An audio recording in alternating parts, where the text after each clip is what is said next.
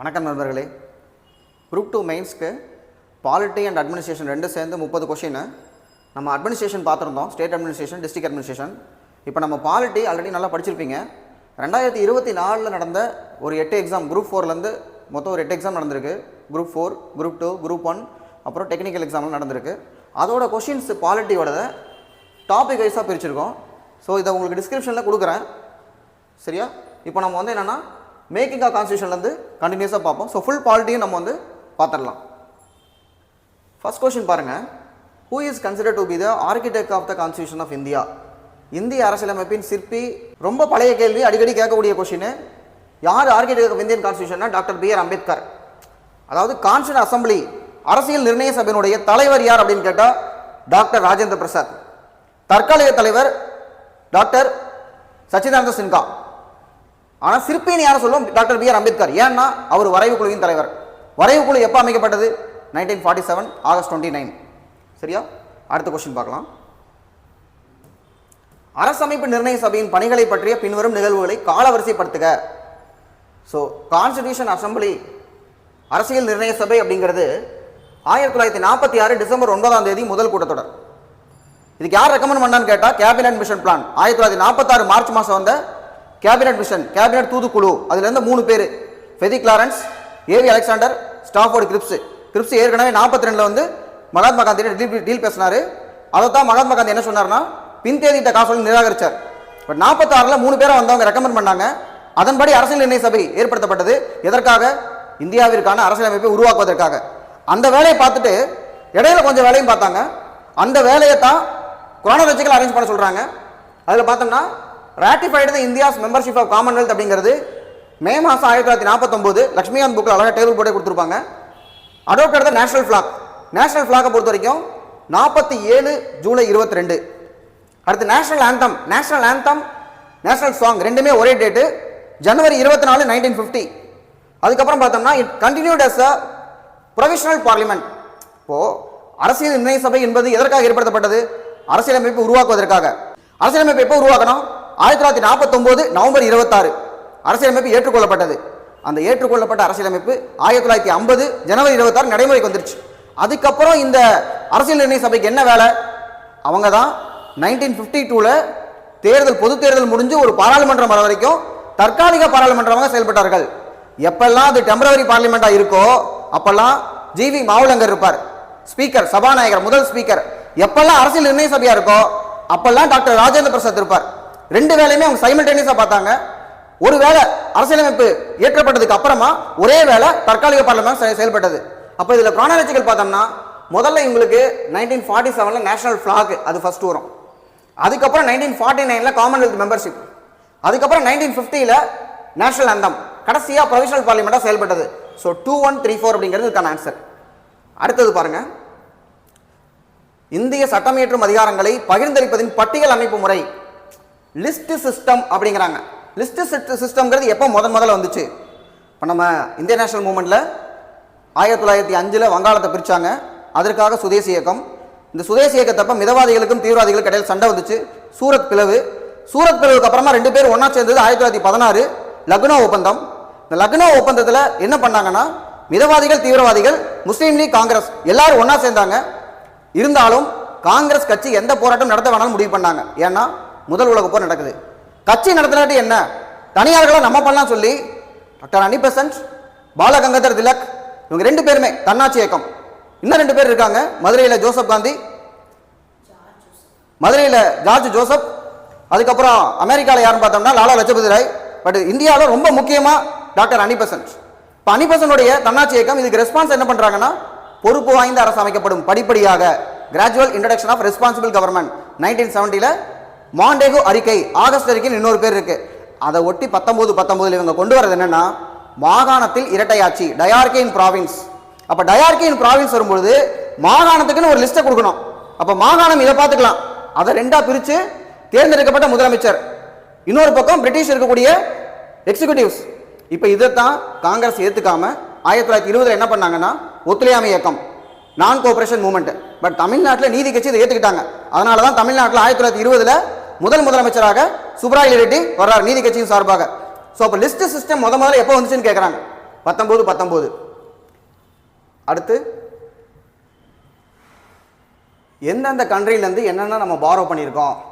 இந்திய அரசியலமைப்பு ஒரு கடன் வாங்கப்பட்ட அரசியலமைப்பு அப்படின்னு சொல்லப்படுது. இதில் டாக்டர் B.R. அம்பேத்கரே சொல்கிறாரு, இதில் புதுசாக என்ன இருக்குன்னு நீங்கள் நினைக்கலாம். எல்லாத்தையுமே Indian constitution was made by ransacking all the, அதாவது எல்லா அரசியலமைப்புமே கொள்ளையடிச்சு தான் நாங்கள் உருவாக்கிறீங்க நீங்கள் நினைப்பீங்க. ஆனால் அதை அப்படியே நாங்கள் எடுத்துக்கலங்க, கஸ்டமைஸ் பண்ணியிருக்கோம், இந்தியாவுக்கு தகுந்த மாதிரி மாற்றிருக்கோம்னு சொல்லுவார். பட் இதில் ஒரு முக்கியமானது, எந்தெந்த கண்ட்ரியில் ஏதாவது பாரோ பண்ணுறோன்னு அடிக்கடி கேட்கக்கூடியதான்.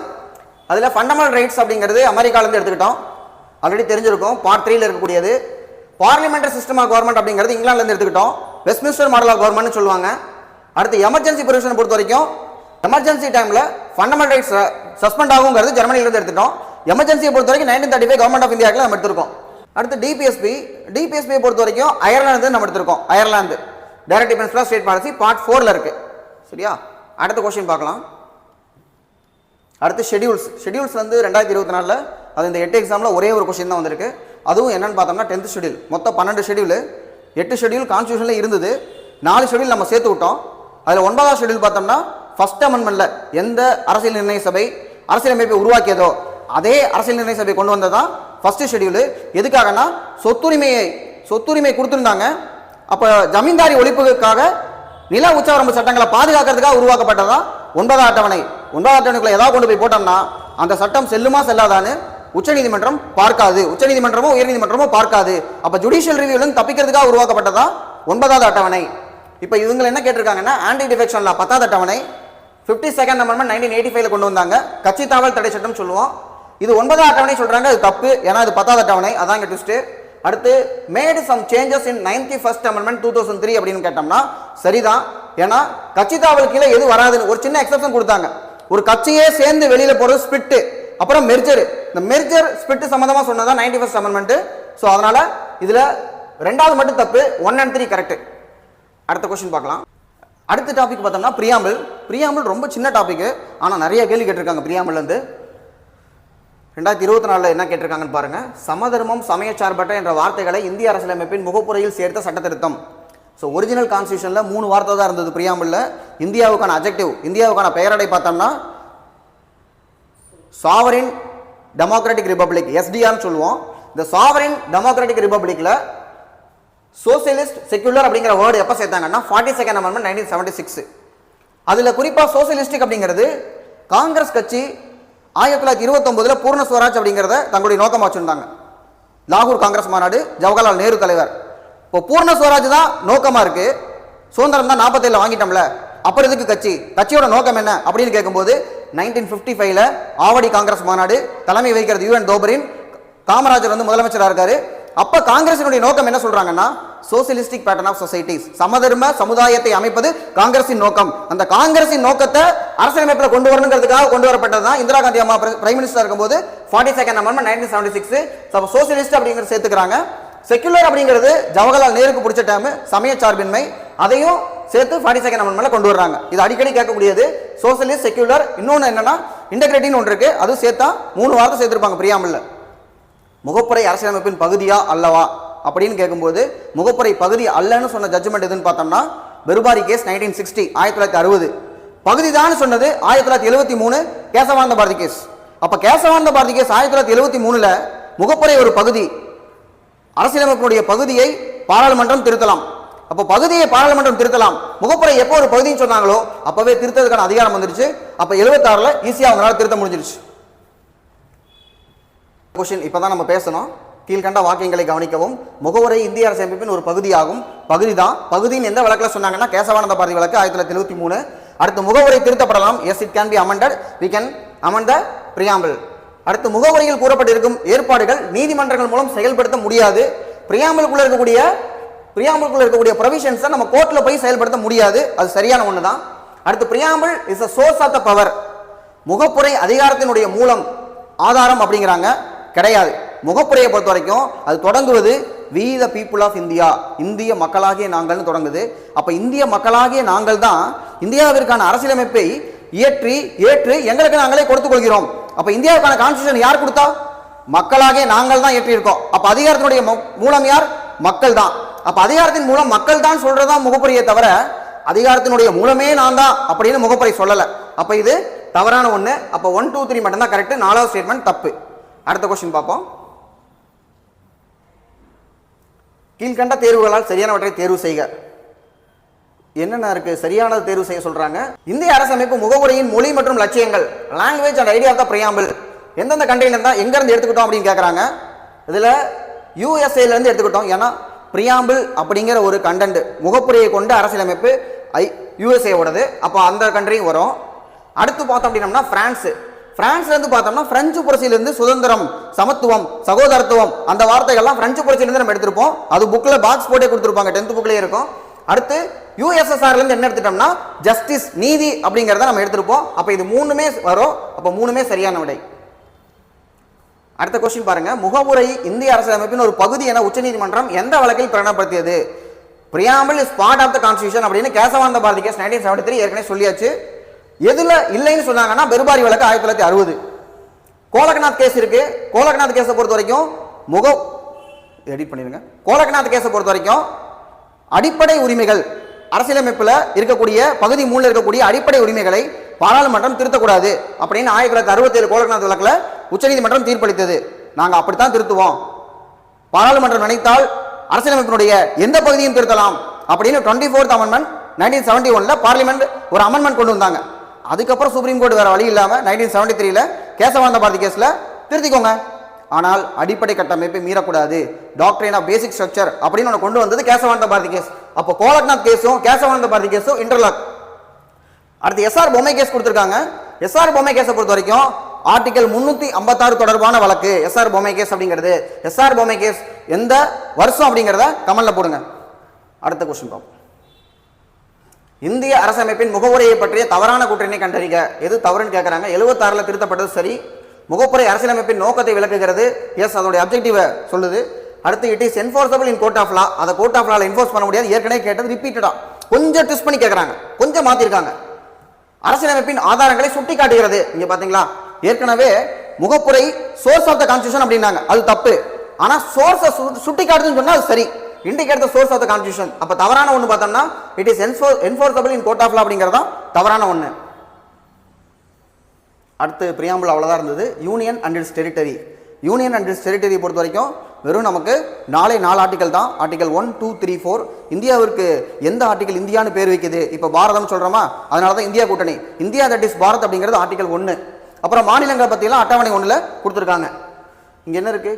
நமது தேசியத்தின் அடிப்படை இந்திய ஒன்றியம், ஆனால் மாநிலங்கள் அந்த ஒன்றியத்தின் கால்கள் என எந்த ஆணையம் கருத்துரைத்ததுன்னு கேட்டா ஸ்டேட் ரீஆர்கனைசேஷன் கமிஷன். இந்த கமிஷனுக்கு இன்னொரு பேரு ஃபசல் அலி கமிஷன்.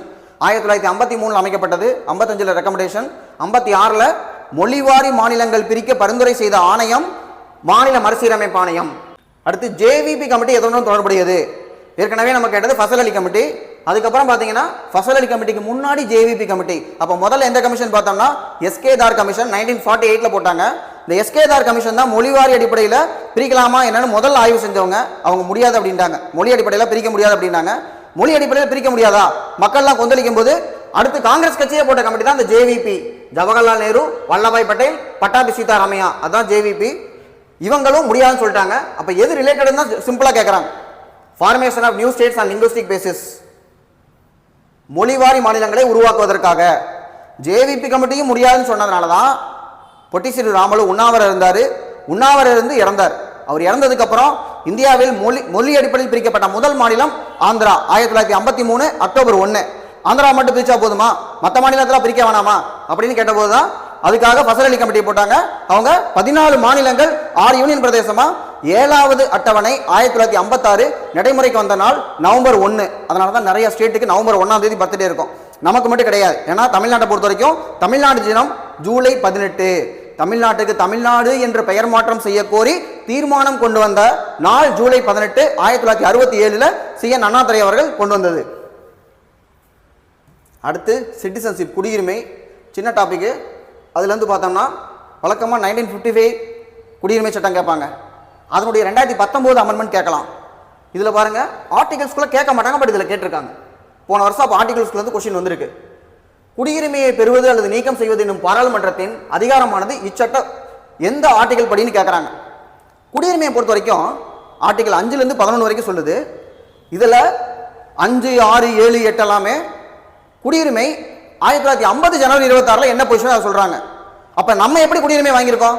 அது எல்லாத்தையும் பார்லிமெண்ட் கையில் கொடுத்துட்டாங்க. ஸோ பாராளுமன்றத்துக்கு சட்டம் ஏற்றலாம்.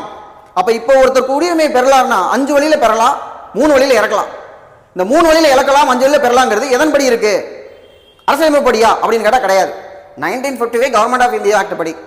அப்போ பாராளுமன்றத்துக்கு இந்த அதிகாரத்தை யார் கொடுத்தா? அரசியலமைப்பு ஆர்டிகல் 11 வாயிலாக குறிக்கிறது. அடுத்த கொஸ்டின் பாருங்க. அடுத்து ஒரு மேட்ச் த ஃபாலோவிங். இந்த ஸ்டாண்டர்டான ஆர்டிகல் யூஸ்வலாக கேட்க மாட்டாங்க, பட் போன வருஷம் இந்த கொஸ்டின் வந்திருக்கு.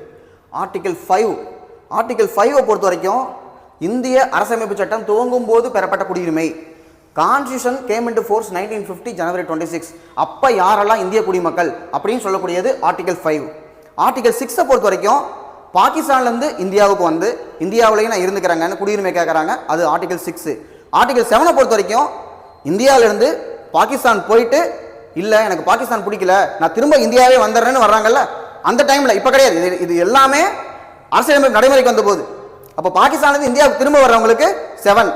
8 பொறுத்த வரைக்கும் மற்ற நாடுகள்ல இருந்து இந்தியாவுக்கு நான் வர்றேன் அப்படின்னு கேட்டு இந்தியாவுக்கு வந்தவங்க, பாகிஸ்தான் இல்லாம வெளிநாடுகள்ல இருந்து இந்தியாவுக்கு நான் வந்துடுறேன்னு இந்திய குடியுரிமை கேட்டவங்க 8. அப்ப இதுல ஆர்டிகல் 8 வெளிநாட்டில் தூதுவர் மூலம் குடியுரிமை பெறுதல். ஆர்டிகல் 11 ஏற்கனவே கேட்டது power of parliament and citizenship அப்படிங்கிறது ஆர்டிகல் 11. இதை வச்சு இதை நம்ம மேட்ச் பண்ணிடலாம். அடுத்த கொஸ்டின், அடுத்து ஒரே கொஸ்டின் தான் கொசு கடிச்சிருச்சு, இது எடிட் பண்ணிருங்க. ஸோ 2 கொஸ்டின் குடியுரிமையை தாண்டி ஃபண்டமெண்டல் ரைட்ஸில் அடுத்து ஃபண்டமெண்டல் ரைட்ஸ் முக்கியமான டாபிக் நிறைய கொஸ்டின் வந்திருக்கும். அதில் அடிக்கடி எதை கேட்குறாங்கன்னு பாருங்க. எந்த ஆண்டு குழந்தைகளுக்கான இலவச மற்றும் கட்டாயங்களுக்கான உரிமை சட்டம் நிறைவேற்றப்பட்டது? இந்த கல்வி அடிப்படை உரிமை என்பது 86 சட்ட திருத்தம் 2002. அதுக்கப்புறம் கல்விக்காக சட்டம் கொண்டு வரப்பட்டது 2009. இது எப்போ நடைமுறைப்படுத்தப்பட்டதுன்னா 2010 ஏப்ரல் 1. இது சம்பந்தமா ஒரு கேள்வி கன்ஃபார்மா கேட்பாங்க. அடுத்து first amendment incorporated dash article. Article 15 subclass 4. தமிழ்நாட்டில் தான் இதுக்கான போராட்டமே ஆரம்பிச்சது. செண்பகம் துரைராஜன் கேஸ் 1951. என்னன்னா பிற்படுத்தப்பட்டவருக்கு இடஒதுக்கீடு கிடையாது அரசியலமைப்பு படி. 1950 நடைமுறைக்கு வந்தது. SC/ST ரிசர்வேஷன் மட்டும் தான் இருந்தது. தமிழ்நாடை பொறுத்த வரைக்கும் நீதி கட்சியோட ஆட்சி காலத்திலேயே ரிசர்வேஷன் கொண்டு வந்துட்டாங்க. அப்போ பேக்வர்ட் கிளாஸ் ரிசர்வேஷன் கொடுத்து செல்லாது அப்படின்னு செண்பகம் துரைராஜன் வழக்கில் உச்சநீதிமன்றம் சொல்லும் பொழுது மதுரை மெட்ராஸ் ஹைகோர்ட் சொல்லி அதை உச்சநீதிமன்றம் உறுதிப்படுத்தும் பொழுது வேற வழி இல்லாம என்ன பண்றாங்கன்னா அரசியலமைப்பை திருத்தி 15க்கு சப்கிளாஸ் 4ம் 16க்கு சப்கிளாஸ் 4ம் போடுறாங்க. ஸோ 15 சப்கிளாஸ் 4 பொறுத்த வரைக்கும் கல்வி நிறுவனங்களில் இடஒதுக்கீடு, 16 சப்கிளாஸ் 4 தான் நமக்கு வேலை வாய்ப்பில் இடஒதுக்கீடு. அடுத்து பாருங்க, திரும்பவும் கல்வி 6 முதல் 14 வயதுக்கு உட்பட்ட குழந்தைகளுக்கு இலவச மற்றும் கட்டாய கல்வி. எந்த அமெண்ட்மெண்ட் பார்த்தோம்னா 86 அமெண்ட்மெண்ட் 2002. அடுத்து ஏற்கனவே கேட்ட கொஸ்டின் திரும்பவும் ரிப்பீட் பண்றாங்க. ஏற்கனவே 15 நாள் மட்டுமா? அப்ப டிஎன்பிஎஸ்சி என்ன எதிர்பார்க்கறாங்க? ஒரு கொஸ்டின் ப்ரீவியஸ் இயர் கொஸ்டின்ல வச்சாங்கன்னா அந்த கொஸ்டின் சம்பந்தமா நம்ம படிக்கிறோமா அப்படின்னு அவங்க டெஸ்ட் பண்றாங்க. ஸோ 15 நாளை ஏற்கனவே நம்ம கேட்டிருந்தோம், 16 நாள் இருக்கான்னு நம்ம டெஸ்ட் பண்ணியிருக்கணும். அப்போ ஃபர்ஸ்ட் அமெண்ட்மெண்ட் நம்ம திரும்பி படிச்சிருக்கணும். 15 நாள் 16 நாள் ஓபிசி ரிசர்வேஷன். இப்போ பேக்வேர்டு அப்படின்னம்னா எதுல பேக்வேர்டு? அரசியலமைப்பு எதுல பிற்படுத்தப்பட்டு கொடுக்குது? ஜாதி அடிப்படையா மத அடிப்படையா அப்படின்னு பார்த்தோம்னா சமூக மற்றும் கல்வியில் பின்தங்கியவர்கள் சோசியலி அண்ட் எஜுகேஷனலி பேக்வேர்டுக்கு தான் கொடுக்கணும்னு சொல்றாங்க. இதுல இந்த ஓபிசி ரிசர்வேஷன் கொண்டு வர்றதுக்கு எந்த ஆணையம் பரிந்துரை செய்ததுன்னு பார்த்தோம்னா மண்டல் கமிஷன் 79 அமைக்கப்பட்டது. 80 ரெக்கமெண்டேஷன் கொடுக்குறாங்க. ஆனா 90 விபி சிங் கவர்மெண்ட் தான் இம்ப்ளிமெண்ட் பண்ண ட்ரை பண்றாங்க. அது கேஸ் எல்லாம் இந்திரா சாமி வழக்கெல்லாம் முடிஞ்சு 92 தான் ஒரு முடிவுக்கு வருது. அடுத்து power of judicial review relates to நீதி புனராய்வு. இது இப்போ அடிக்கடி கேட்கக்கூடிய டாபிக்கா இருக்கு. நீதி புனராய்வுனா என்னன்னு கேட்கறாங்க. பாராளுமன்றம் இயற்றக்கூடிய சட்டங்களை செல்லுமா செல்லாதா அப்படின்னு பார்க்கக்கூடியது யார் அப்படின்னு பார்த்தோம்னா உச்சநீதிமன்றமும் உயர்நீதிமன்றங்களும். இது எப்படி சொல்லுவாங்கன்னா, இந்தியா இறையாண்மை கொண்ட நாடு முகவரியிலே இருக்கு. இறையாண்மை கொண்டதான் முதல் வார்த்தை. இறையாண்மை கொண்ட சமதர்ம சமயச்சார்பற்ற மக்களாட்சி குடியரசுங்கிறது. இந்திய பாராளுமன்றத்திற்கு இறையாண்மை இருக்கா இல்லையான்னு கேட்டா பாராளுமன்றத்திற்கு இறையாண்மை கிடையாது. இறையாண்மை என்றால் என்ன? தனக்கே உரிய உச்சபட்ச அதிகாரம். நான் என்ன வேணாலும் பண்ணுவேன், என்ன கேள்வி கேட்க கூடாது. அதுக்கு பேர் தான் சாவர்னிட்டி. பார்லிமெண்ட் அப்படி பண்ண முடியுமா? வரம்பற்ற அதிகாரம் இருக்கா? இப்ப நாளைக்கு தலைகீழாகத்தான் நடக்க வேண்டும் அவங்க சட்டம் போட்டா நம்ம ஃபாலோ பண்ணுமா? கிடையாது. அது அடிப்படை உரிமைக்கு எதிரான சொல்லி உச்சநீதிமன்றத்தில் நம்ம வழக்கு போடுவோம். அப்ப இந்தியாவை பொறுத்த வரைக்கும் பிளண்ட் ஆஃப் ரெண்டு கலந்து சிந்தசிஸ் ஆஃப் அப்படிம்பாங்க. Synthesis of parliamentary sovereignty, judicial supremacy. இந்த ஜுடிஷியல் சுப்ரீமசிங்கிறது அமெரிக்கால இருக்கு, பார்லிமெண்டரி சாவரண்டிங்கிறது இங்கிலாந்துல இருக்கு. அப்ப இங்கிலாந்தையும் அமெரிக்காவையும் சேர்ந்து கலந்த கலவை தான் இந்தியன் பார்லிமெண்ட் அப்படின்னு சொல்லலாம். அப்போ ஜுடிஷியல் ரிவ்யூனா என்ன? Declaring laws of parliament unconstitutional that are against constitution. அரசியலமைப்புக்கு வயலேட் பண்ணக்கூடிய ப்ரொவிஷனை பார்லிமெண்ட் கொண்டு வரக்கூடிய சட்டத்தை அரசு செல்லாதுன்னு சொல்லக்கூடியதுதான் ஜுடிஷியல் ரிவ்யூ. ஆர்டிகல் 13ல இன்டைரக்டா சொல்லியிருக்காங்க. அடுத்து என்னன்னு பார்த்தோம்னா, சுரண்டலுக்கு எதிரான உரிமை பற்றிய வாக்கியங்களை கவனி, சரியான வாக்கியங்களை கண்டறிக. சுரண்டலுக்கு எதிரானதுங்கிறது ரெண்டே ஆர்டிகல், ஆர்டிகல் 23, 24. 23ல பார்த்தோம்னா மனித இழிதொழில் வியாபாரம், மனிதர்களை அது ஆண்களோ பெண்களோ குழந்தைகளோ ஒரு வியாபார பொருளாக விற்பதை தடை செய்கிறது 23. சம்பளமே கொடுக்காம வேலை வாங்குறதுக்கு பேர் பெக்கர் சிஸ்டம் அப்படிம்பாங்க, அதையும் தடை செய்கிறது. பிணையம் பாண்டு வச்சு வேலை செய்யறதையும் தடை செய்கிறது, அது கொத்தடிமை ஒழிப்பு. அதுக்கான சட்டம் வந்து பார்த்தோம்னா 1976. அப்ப 23ல இத்தனை தடை செய்யறாங்க. 24ல குழந்தை தொழிலாளர் முறையை தடை செய்கிறது. குழந்தை தொழிலாளர்னா அபாயகரமான தொழில். இப்போ வீட்டில் அம்மா வந்து கடைக்கு போயிட்டு வாடா அப்படின்னம்னா குழந்தை தொழிலாளர் முறை 24 தடை செய்யுதுன்னு நம்ம சண்டை போடக்கூடாது. ஏன்னா 24 பொறுத்த வரைக்கும் அபாயகரமான தொழிலை தான் தடை செய்கிறது. அப்ப அது ரெண்டும் இருக்கான்னு பாருங்க. எழுத்து வடிவம் சிறுபான்மையினர் கலாச்சாரம் மற்றும் மொழிகளை பாதுகாத்தல்னா 29 சப்ளாஸ் 1. ஜல்லிக்கட்டுக்கு நமக்கு இதுல தான் அனுமதி வழங்கியிருக்காங்க. இது சிறுபான்மையினருக்காக, மைனாரிட்டி ரைட்ஸ். ஸோ அப்போ ஃபர்ஸ்ட் ஒன் வராது. ஆள் கடத்தல், கடத்தல்னா கடத்துறதுக்காக விற்கிறதுக்காக, அப்போ செகண்ட் ஒன் வரும். உயிர் வாழ்வதற்கான பாதுகாப்புன்னு பார்த்தீங்கன்னா article 21 right to life and personal liberty. அப்போ இது வராது. தொழிற்சாலைகளில் குழந்தை தொழிலாளர்களை தடுத்தல், அப்போ 2 and 4 மட்டும் தான் இதுக்கு வரும். அடுத்த கொஸ்டின் போலாம். நீதி புனராய்வு பார்த்தீங்களா, ஜுடிஷியல் ரிவ்யூ திரும்ப ரிப்பீட் பண்றாங்க. அரசமைப்பே அனைத்திற்கும் மேலானது என்ற கொள்கையை உயர்த்தி பிடிக்க எதுக்காக இருக்கு? அரசமைப்பே அனைத்திற்கும் மேலானது. அப்போ பாராளுமன்றம் நான் தான் பெரியாள்னு சொல்லி ஒரு சட்டம் கொண்டு வந்தாங்கன்னா அரசியலமைப்பு படி ஏற்படுத்தப்பட்ட உச்சநீதிமன்றம் அது செல்லாதுன்னு சொல்லுவாங்க. அப்ப யாரு பெரியாளு? அரசியலமைப்பு தான் பெரியாள். பாராளுமன்றத்துக்கு அதிகாரம் இருக்குன்னா அந்த அதிகாரத்தை கொடுத்ததே யாரு? அரசியலமைப்பு தான் கொடுத்திருக்கு. அதே அரசியலமைப்பு தான் நமக்கு அடிப்படை உரிமைகளும் கொடுத்திருக்கு. எந்த அரசியலமைப்பு பாராளுமன்றத்தை உருவாக்கியதோ அதே அரசியலமைப்பு அங்க இருக்கக்கூடிய மக்களாகிய நமக்கு அடிப்படை உரிமைகளையும் கொடுத்திருக்கு அப்படிங்கிறதுக்கு இது வந்து ஒரு எடுத்துக்காட்டு. அடுத்து பார்த்தோம்னா கூட்டாட்சி சமநிலையை தொடர்ந்து பராமரிக்க, டு மெயின்டைன் ஃபெடரல் ஈக்குலிபிரியம். ஃபெடரேஷன்ல ஏதாவது பிரச்சனை வந்துச்சுனாலும் கான்ஸ்டிடியூஷன் சுப்ரீமா இருக்கும். அப்ப ஜுடிஷியல் ரிவ்யூ பண்ணி என்ன பண்ணிடுவாங்க? உச்சநீதிமன்றம் அந்த சட்டம் செல்லாதுன்னு சொல்லிடுவாங்க. அடுத்து மக்களின் குடிமக்களின் அடிப்படை உரிமைகளை பாதுகாக்க, இதுவும் சரியான ஒண்ணு. நம்ம உரிமையை மீறினாங்கன்னா அது செல்லாதுன்னு சொல்றது ஜுடிஷியல் ரிவ்யூல முக்கியமான ஒரு அம்சம். மக்களின் விருப்பமே அனைத்திற்கும் மேலானதாக, நம்ம விருப்பம் அனைத்திற்கும் மேலானது இல்லை. நம்மளே சட்டம் போட்டாலும் அந்த சட்டம் நமக்கு வந்து பொருந்தும். யாரும் சட்டத்தை விட மேலா இருக்க முடியாது. அதுதான் ஆர்டிகல் 14 இருக்கக்கூடிய முக்கியமான ஒண்ணு, equal before law. Equal before லானா ஒரு என்ன அர்த்தம்னா, சட்டத்தின் முன் அனைவரும் சமம்னா சட்டத்துக்கு நீ சமமா தான் இருக்க முடியும், மேல போக முடியாது அப்படிங்கறத ஆர்டிகல் 14 இருக்கக்கூடிய மீனிங். அப்போ இது 4 மட்டும் வராது, மற்ற 3 வரும். சரி, அடுத்து பாருங்க, கல்வி உரிமை 3வது தடவை கேட்கறாங்க. ஒரு 8 எக்ஸாமுக்குள்ள 3வது தடவை இந்த கொஸ்டின் வருது. கல்வி உரிமை இந்திய அரசியலமைப்பின் இந்த சட்ட வகுப்பால் உத்தரவாதம் அப்படின்னம்னா 21A, ஆர்டிகல் 21Aல தான் கல்வி வந்து அடிப்படை உரிமையாக்கப்பட்டது. அதுக்கு முன்னாடி எங்க இருந்தது? இந்த 21Aல பேஸ் பண்றதுக்கு முன்னாடி 6 முதல் 14 வயதுக்கு குழந்தைகளுக்கு இலவச கட்டாய கல்வி அப்படிங்கிறது ஆர்டிகல் 45ல இருந்தது. அடுத்து எது இன்கரெக்ட் மேட்ச்ங்கறாங்க? Article 18 abolition of titles. இப்போ கூட ஒரு ஹாட் டாபிக்கா இருக்கு, பட்டங்களை பேருக்கு முன்னாடி போட்டுக்கலாமா வேண்டாமான்னு. பாரத் ரத்னாவே இருந்தா கூட பேருக்கு முன்னாடி போட்டுக்க கூடாது. மிலிட்டரி டைட்டில்ஸோ எஜுகேஷன் டைட்டில் மட்டும்தான் நமக்கு பேருக்கு முன்னாடி போட்டுக்கணும். அடுத்து 21 protection of life and personal liberty, correct. 23 protection against arrest, கைது செய்வதற்கு எதிரான உரிமையை பார்த்தோம்னா ஆர்டிகல் 22, 23 கிடையாது. 23ல தான் கொத்தடிமை ஒழிப்பு ஏற்கனவே நம்ம பார்த்தோம். அடுத்து 20 right to free movement. Right to free movement உட்பட 6 அடிப்படை சுதந்திரங்கள், ஃப்ரீடம், 6 கைண்ட் ஆஃப் ஃப்ரீடம் எதுல இருக்குன்னா ஆர்டிகல் 19ல இருக்கு. 20 பொறுத்த வரைக்கும் குற்றம் சுமத்துவதற்கு எதிரான உரிமை அப்படிங்கறது தான் 20ல வரும். சோ அப்ப இதுல 3 4 தவறு. அடுத்த क्वेश्चन பாருங்க. சோ ஆர்டிகல் 240 படி பிற்படுத்தப்பட்டோர் ஆணையம் அமைக்கப்பட்டது, மண்டல் கமிஷன் அப்படிங்கிறாங்க. பிற்படுத்தப்பட்டோர் ஆணையத்துக்கு ஆர்டிகல் 340, அப்ப 240 கொடுத்தா தப்பு. பிற்படுத்தப்பட்டோர் ஆணையம் மொத்தம் 2. முதல் பிற்படுத்தப்பட்டோர் ஆணையம் பாத்தீங்கன்னா காக்கா கலைஞர்கள் 1953. அதுக்கப்புறம் 2வது பிற்படுத்தப்பட்டோர் ஆணையம் மண்டல் கமிஷன். இதுக்கப்புறம் இப்ப வந்து என்ன பார்த்தோம்னா ஜஸ்டிஸ் ரோகிணி கமிஷன் ஒரு கமிஷன். அந்த கமிஷன் எதுக்குன்னா பேக்வர்ட் கிளாஸ்னுடைய சப் கேட்டகரைசேஷன். அப்ப 27% ரிசர்வேஷன் எல்லாத்துக்குமே போய் சேரல, அதுக்குள்ளேயே இன்டர்னல் ரிசர்வேஷன் தேவைப்படுது.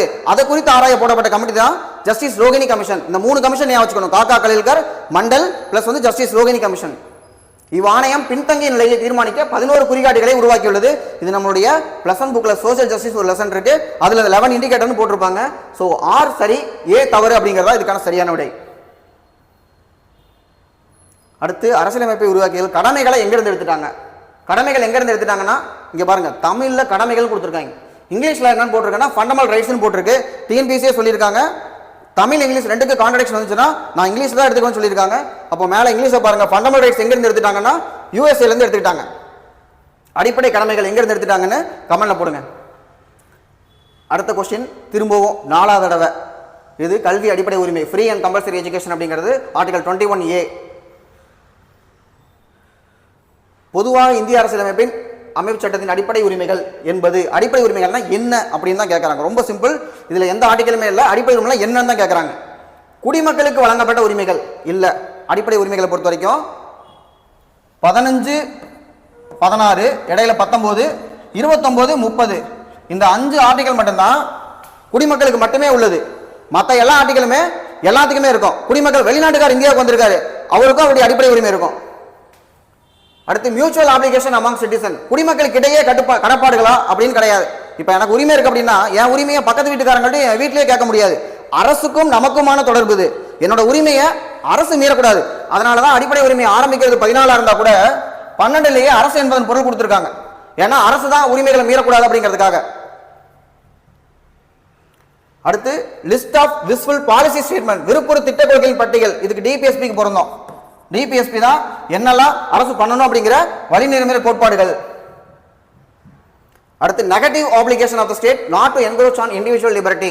இப்ப தனிநபர் சுதந்திரத்தை அரசு எடுக்கக்கூடாது அப்படிங்கிற எதிர்மறை கடப்பாடுகள் தான் இது சொல்றாங்க. எதெல்லாம் அரசு பண்ணக்கூடாது, பகுதி 3 எதெல்லாம் பண்ணக்கூடாதுன்னு சொல்றாங்க, பகுதி 4 எதெல்லாம் பண்ணணும்னு சொல்றாங்க. மீதி கொஸ்டினை அடுத்த வீடியோல பார்ப்போம். தேங்க்யூ.